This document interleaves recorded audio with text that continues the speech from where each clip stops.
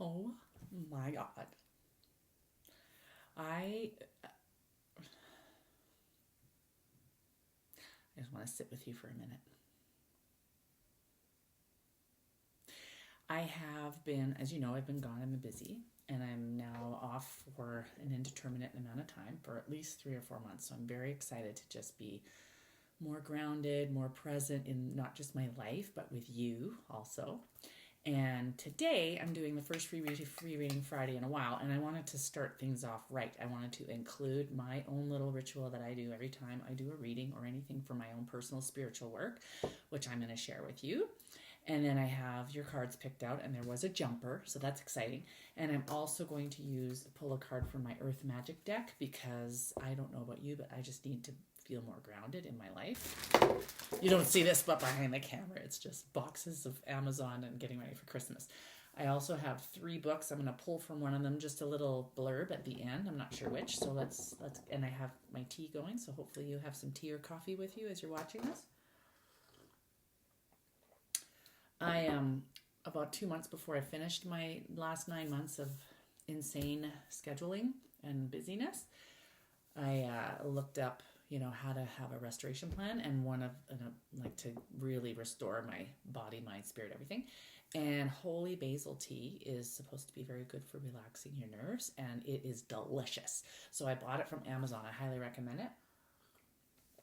Tulsi, Tulsi, holy basil tea. It's phenomenal. Don't have to put anything in it. It tastes so good, yummy. All right, so let's start by creating a sacred space. This is what I do in all of my work, my group work with women. I do this before I hop on a call or a reading with anyone.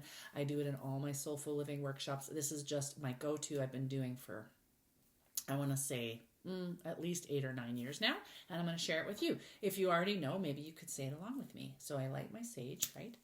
We do that. We let it burn a bit so it's got a good smoke going. We're going to open a sacred space for us to bring us back into connection with all the things and each other. Okay.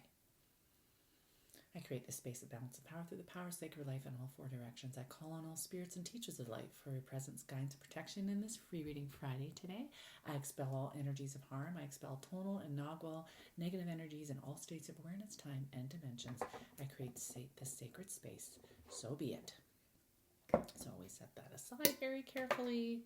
Let's dive into your cards, okay? I haven't even looked at them, except the jumper, which I'm not going to show yet because I feel like it needs to be revealed in of itself. Oh, boy. Okay. Oh, good stuff. Okay, great. So you have 1 major arcana. So that means right now is a bit of a turning point. You might be feeling a little bit like you're at a new beginning in some way. You're definitely at a new beginning, because another card illuminates this new beginning aspect. So that's really good. It's also been very busy, and not surprising the time of year it is for many of us. Not everybody celebrates the holiday season, but many people do, even just tourist tradition-wise. So you're probably running off your feet, and if you're anything like me, you just feel the collective energy of everyone, right? So your cards look like this. I did a situation, do, don't do.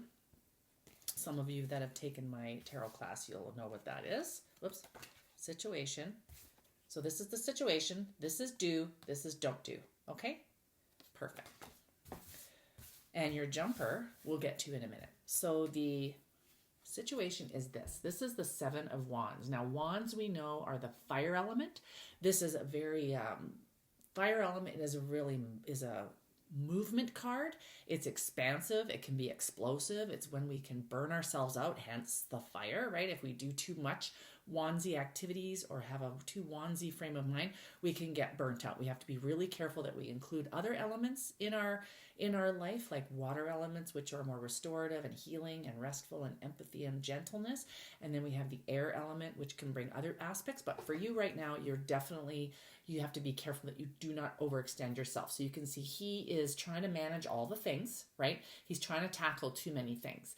And you notice that closely, if you look, he's got 2 different shoes on. He's feeling very scattered to the point where he just threw on some shoes and they didn't even match. Okay, so that's kind of the energy that you are steeped in right now. So just really watch for that. And the don't do card is justice. So this is when we get caught up. If we're very overwhelmed, like if our nervous system is on high drive, we can become a little bit too black and white in our thinking. like fair and unfair, black and white, because we are we're not starting a day at a 1, right? To a 10. We're starting our day at an 8. We're already overwhelmed. So anything that's put on top of us, which could be a very reasonable request, might not be a big deal. But if you're going from an 8 to a 10, you can't. It's just too much. So we tend to, when we get in this unhealthy frame of justice, we can cut things out a little too abruptly, when really all we need to do is take away some of these, so that we can have more bandwidth for the things that really matter to us, right? So do card is the Ace of Swords. So the Ace of Swords is the air element, and the sword suit is all about communication, logic, intellect, reason. So there's a bit of there's a new beginning around how you communicate with people. And I believe that has to do with boundaries, which I think you're trying to do with the Justice card. You're trying to have boundaries, but it may be too harsh of an energy. The Ace of Swords is just kind of inviting you to kind of start using a little bit of different language when you're maybe wanting to say no and you don't really want to say yes because you're going from 8 to a 10. And it's a way to explore options of how to do that without people feeling too, upset. But if they're upset, honestly, that's on them. T.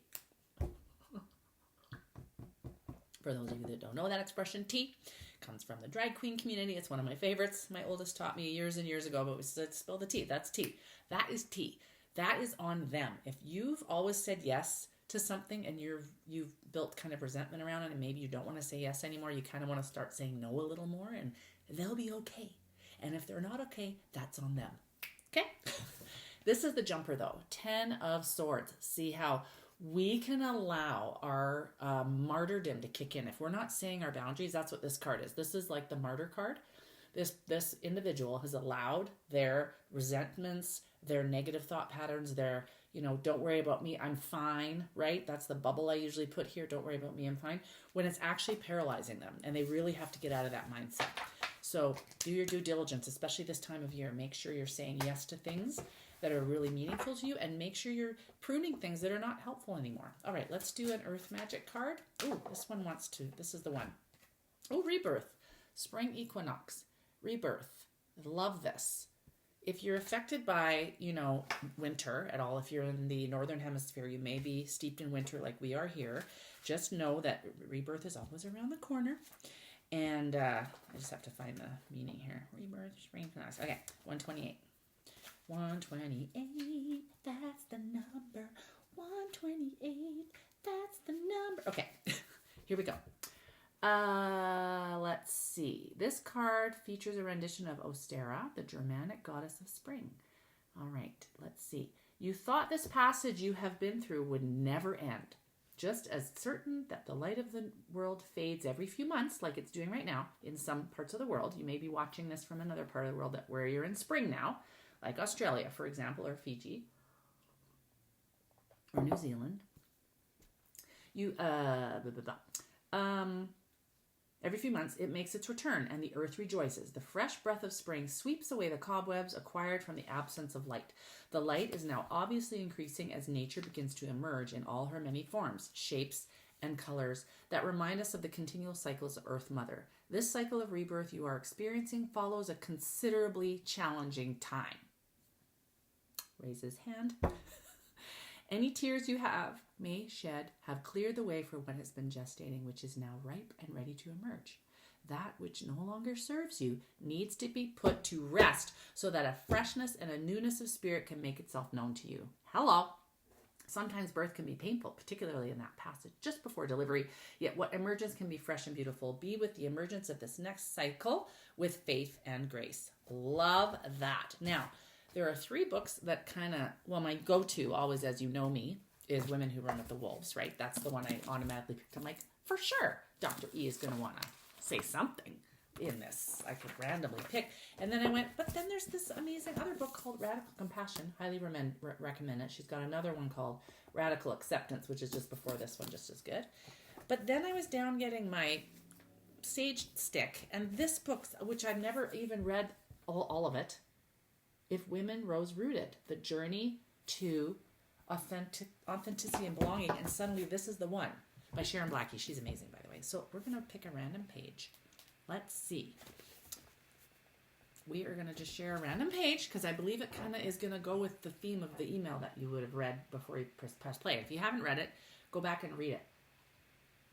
I'm just going to read what's jumping out at me. At the heart of that work is Lucy's belief that creativity is fundamental to women's way of being in the world, and that creativity is a revolutionary act.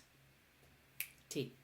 It's about using human energy to shape things into form, to revision the world, she says. At its most basic level, of course, creativity is about making stuff. Taking something like wool and turning it into a sweater. Personally, I've taken up knitting again and crocheting, and I'm doing it more regularly because it makes me feel really great and hake. Hygge. If you don't know what that is, look it up. Or creating less tangible things like taking the germ of an idea and turning it into a reality. But more than all of that, creativity to me is a way of thinking and problem solving, an imaginative approach to living.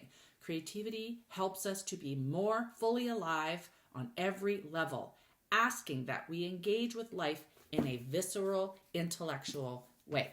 So that is also what Dr. E teaches on Wild Woman. And if you're not identify as a woman, that's okay, because this message is for everyone. Everyone needs their wild, okay? Everyone needs to tap into their wild. So if you've been in wash, rinse, repeat for a while like I have, do the things, and they don't have to be big things. Over the next 4 weeks, I'm going to share in my email little things you can do every day or every week, however often you want to do it, that will help you tap into your wild, which is all of these lovely little things we can do with these practices that can help us make us feel more vibrant and alive and like we're not just doing life. Okay? All right. Have a wonderful rest of your Friday, and I'll see you next time. Bye-bye.